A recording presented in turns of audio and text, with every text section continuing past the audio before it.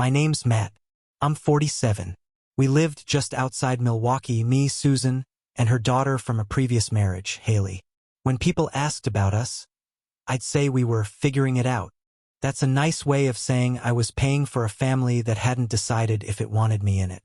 I wasn't trying to be a father. I wasn't auditioning for anything. Her dad was still in the picture, barely. A birthday text here, a photo in a dusty frame there. But when the orthodontist called or the school threatened to cut her from the soccer team unless fees were paid, it wasn't him they reached. It was me, the man without the title, without the blood. Just the wallet. Just the engine that started every morning. Like a dog loyal to a house that never let him in. Haley was 14 when I met Susan. Skinny arms, too much eyeliner. That attitude kids learn early when they think disappointment is just the adult word for real life. I picked her up from school. I remembered her friends' names. I asked if she wanted to go to college, and she shrugged like the future bored her. I called it teenage rebellion. Now I call it rehearsed apathy. I bought her a laptop the fall she entered high school. Everyone else has one, she told me, and I didn't argue. Susan stood behind her, nodding. I'd already paid for the private school. What was another $1,000? You're spoiling her, my brother once said. I told him it wasn't spoiling, it was investing. I was building something. I didn't need thanks. I just needed to matter. That's how it starts. First, she'd leave me little notes. Thanks for lunch or appreciate the ride. I'd tape them to my desk, tell myself that affection grows in silence, that it doesn't always sound like, I love you, but sometimes like, can you pick me up at 3? But by the time she was 16, those notes stopped. They were replaced with requests, then expectations, then silence. She never called me Dad. Not once. At best, I was Matt. At worst, a grunt from the back seat when she needed something. Susan said I was overreacting. Teens are like that. She told me one night after Haley slammed her bedroom door so hard a picture frame cracked. She's moody. It'll pass. Moody doesn't whisper, he's just temporary. When she thinks I'm out of earshot. Moody doesn't post things like house is free tonight, credit cards here, but no adults LOL on social media. I wasn't a father. I was a feature. A Netflix subscription with a beard. I remember the exact afternoon it shifted. I was carrying in groceries, 3 bags in one hand, a rotisserie chicken balancing in the other. The sun was coming in just right through the kitchen blinds. For a second, it felt like a normal Saturday. Then I heard it. Her door was cracked. The music was low, but her voice was loud. Mom's dating another idiot with a card, Haley said, laughing. At least the Wi-Fi works. Laughter followed. Her friends cackling like hyenas around a fresh kill. She got him to buy the new iPad, too. I swear, Mom's got a type. Someone else chimed in, probably Zoe or Liv, the ones always over, always forgetting to say thanks. Does he even live here? Or is he like a subscription that auto-renews unless you cancel? Another burst of laughter. That ugly kind. The kind that doesn't just dismiss you. It shaves you down to nothing. I didn't go in. Didn't knock.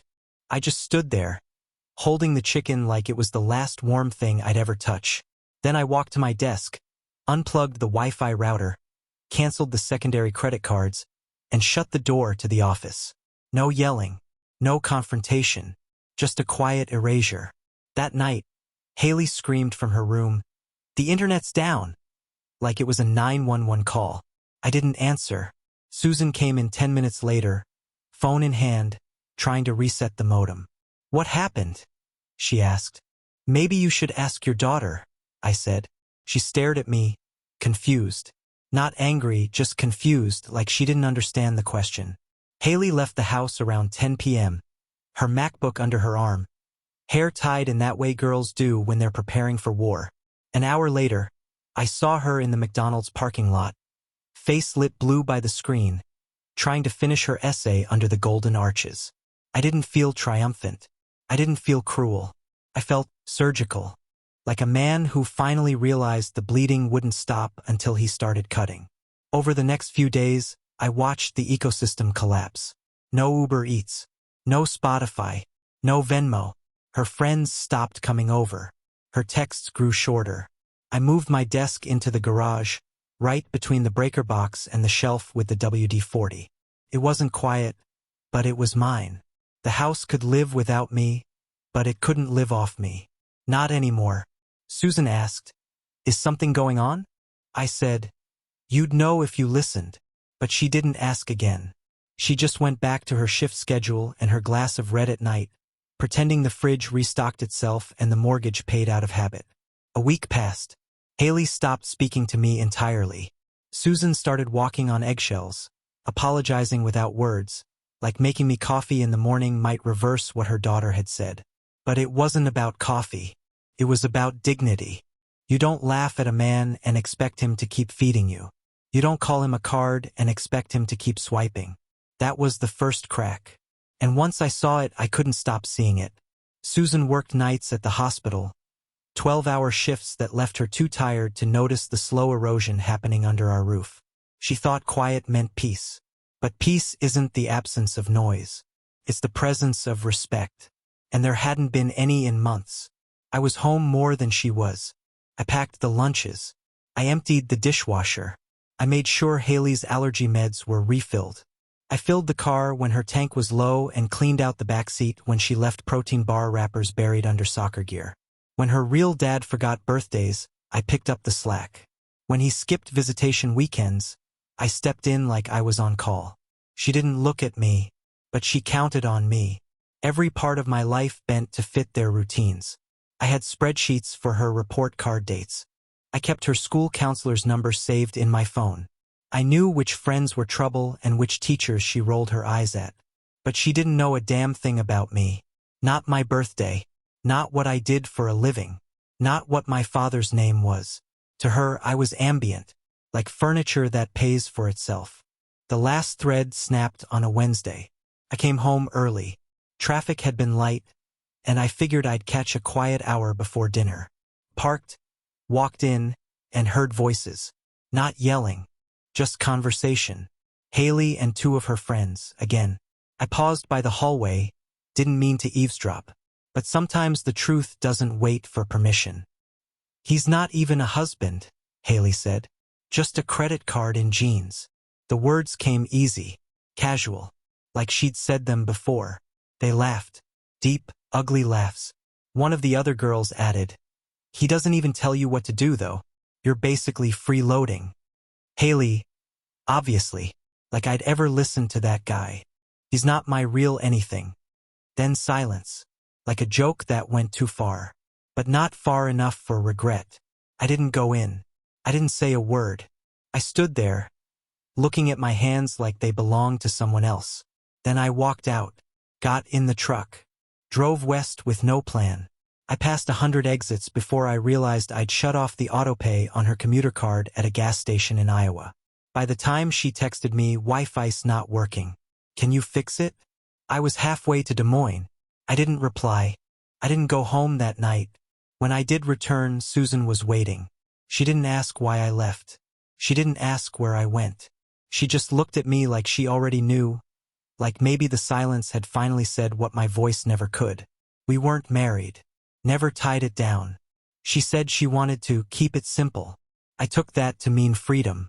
But freedom for who? The house was mine. I'd bought it 3 years before I met her. After my first divorce, I promised myself I'd never live in someone else's dream again. I picked the tile, the windows. I stained the deck with my own hands. That home was the first thing that felt like mine in over a decade. But somewhere along the line, I'd let it be occupied. Susan and Haley moved in slowly. First their shoes at the door, then their mail on the counter, then their silence across the dinner table. What started as partnership turned into debt. Not in dollars, in dignity. The next week I took steps. No confrontation, no yelling, just precision.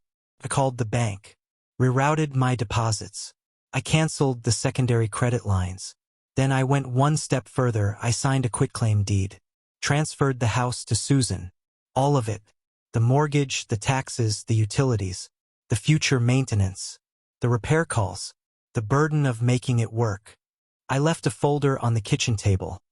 The deed, the utility account numbers, the payment schedules. A note that read, "You wanted a home without me. You've got it." Then I left. I found a one-bedroom above a pizza shop 2 towns over. The ceiling creaked when the oven kicked on downstairs. My shower ran cold if the neighbors flushed. But for the first time in years, I wasn't shrinking myself to fit in someone else's story. The night I moved out, I sat on the floor of my new apartment eating cold garlic knots out of a box. No furniture, just silence and starch. And it felt cleaner than any family dinner I'd had in that house. The text started the next morning. "Susan, you left without a word?" Me, "No, I left a folder." "Susan, you could have at least warned me." Me, "You never asked if I was planning to stay." She didn't reply to that one. Then came Haley. First in anger, "This is immature. You're screwing us over." Then in confusion, "Did you cancel the Spotify? I can't log in." Then silence. I didn't respond. That weekend, I drove by the house, not to spy, just to prove to myself I didn't live there anymore. The porch light was off. Trash cans still out from Friday. Haley was sitting on the steps, phone in hand, scowling at the screen like it had betrayed her. She looked smaller than I remembered. Quieter. That arrogance she wore like perfume had started to fade. I didn't stop. I just kept driving. A week later, I got the email. From Haley. The subject line was empty. The body wasn't. I said what I said to sound cool in front of people. "I didn't think you'd really leave. I figured you'd turn off the internet or cancel dinner plans. You were like a fridge, we didn't question you being there. I never asked if you were okay carrying all that. I just assumed you were built for it." It wasn't an apology. Not really. But it was the first thing she'd ever said that sounded like it came from a human being. I read it 3 times. Not for forgiveness. For recognition. For the proof that I hadn't hallucinated the last 6 years of my life. That night, I went down to the pizza shop and ordered a pie with double cheese. The kid behind the counter asked if I wanted to start a rewards card. I laughed. Said no. I don't earn points anymore. I earn peace. Took 6 days before Susan reached out by phone. Not text. Not email. An actual call. I didn't answer.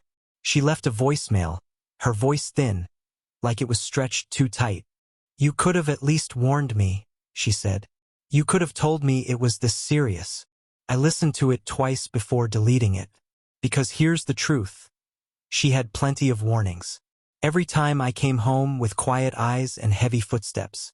Every time I swallowed disrespect like it was my job. Every time I asked her, gently, then firmly, to step in, to speak up, to stop pretending that her daughter's contempt wasn't a knife I kept catching with my chest. She chose to ignore it. They both did. Now, the bill was coming due. I didn't leave in rage. I left in stillness. That's worse. When a man leaves angry, there's a fight, a scene, a second chance baked into the drama.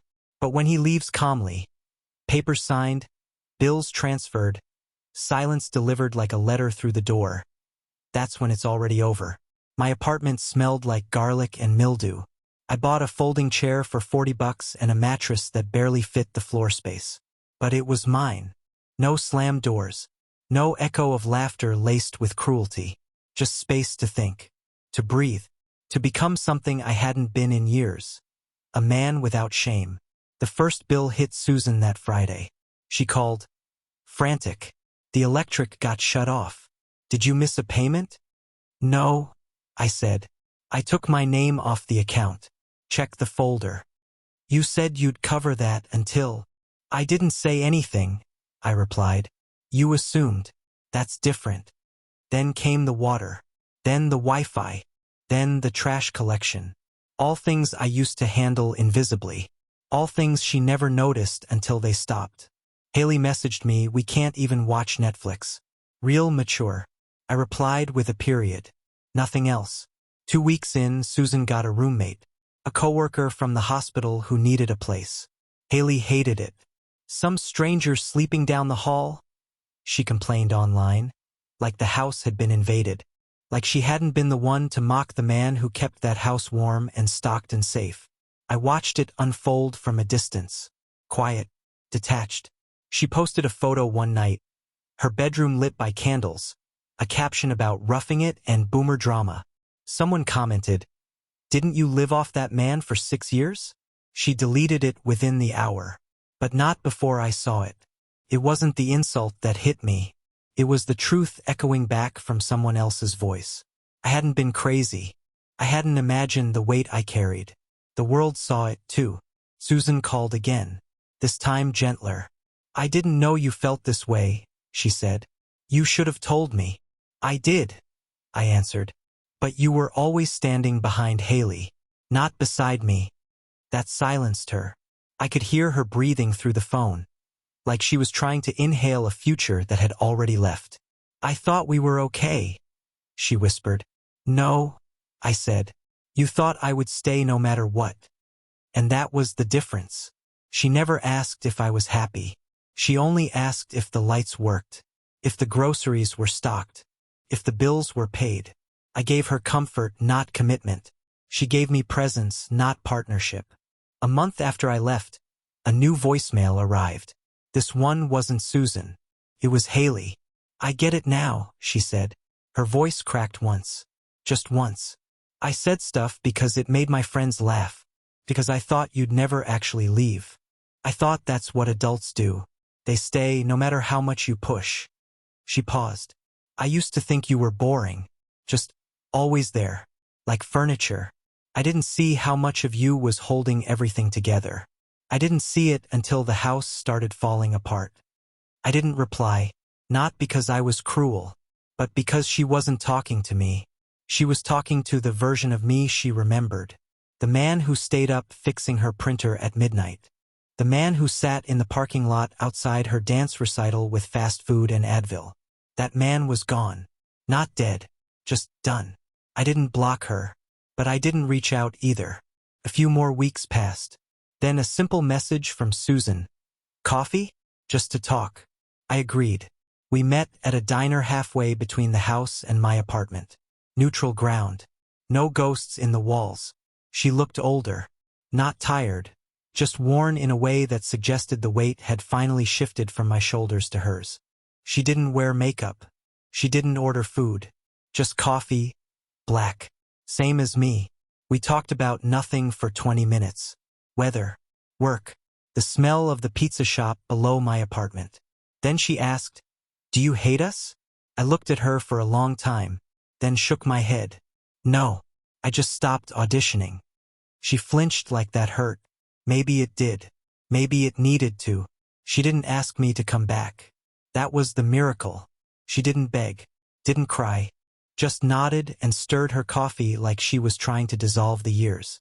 Before we left, she said, "You made your point." I replied, "It wasn't a point. It was a boundary." We parted without a hug, without a promise, just silence. And that silence felt like the first honest thing we'd shared in years. I never packed a bag when I left. Just my laptop, a few shirts, and a ceramic mug Haley made in 8th grade. It was lopsided and chipped at the rim. Said #OneStepdad in sloppy blue paint. I don't think she meant it when she made it, but she meant something. I keep it on a shelf in my new place. Not because I'm sentimental, because it reminds me of how easily we call someone family before we learn what the word costs. It's been 7 months now. The pizza shop downstairs knows my order. My landlord knows I pay on time. No one asks me to fix the Wi-Fi. No one rolls their eyes when I say dinner's ready. The silence isn't empty here. It's clean. Honest. Haley reached out again 2 months after our last contact. Just a single line. "Can I buy you a coffee?" I said yes. We met at a chain place, neutral, bright, full of students and old men reading newspapers. She wore a college hoodie. Hair pulled back. Eyes tired, but no longer angry. She paid for her drink. I noticed that. She didn't expect me to reach for my card. Small gesture. Huge meaning. We sat for 20 minutes before either of us said anything real. Then she asked, "Do you hate me?" "No," I said. "But I don't owe you any more." She nodded. Took that like a bruise she deserved. "I didn't understand what you were doing," she said. "I thought you were just there, like a couch. You don't thank the couch. You sit on it." I didn't realize you could leave. I sipped my coffee. It was lukewarm and bitter. She kept talking. Mom's working overtime. The new roommate's nice, but it's weird. The house is quieter now. Not better. Just more hollow. I didn't respond. That wasn't my burden anymore. I'm applying for jobs, she added. Part-time. Trying to help. That caught my attention. I looked at her and saw not a child, not a brat, but a young woman waking up to the weight of things. Finally, I said, "That's good." She bit her lip. "I still don't know if I ever saw you as my dad. I didn't ask to be your dad." She blinked.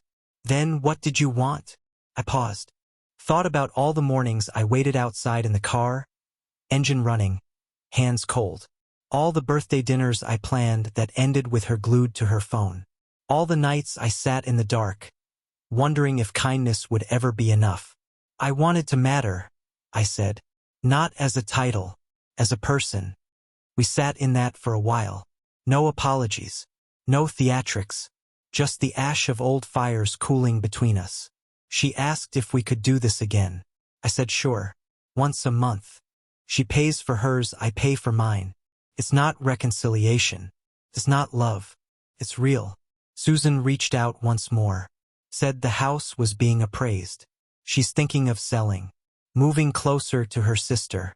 Feels too big now, she wrote. I didn't reply. There's nothing to say. Sometimes I drive past that neighborhood. Not to haunt it. Just to remind myself that I was there. That I tried. That I built something real even if it was rejected. People ask if I regret it. I don't. I regret how long I stayed. I regret how small I made myself to avoid conflict. I regret spending years being the foundation for people who never looked down to see what was holding them up. But no, I don't regret trying. I did what men are told to do. Show up, provide, endure. And when that wasn't enough, I left. Not because I was weak. Because I finally respected myself more than they did. Now I read more. I sleep better. I eat what I want.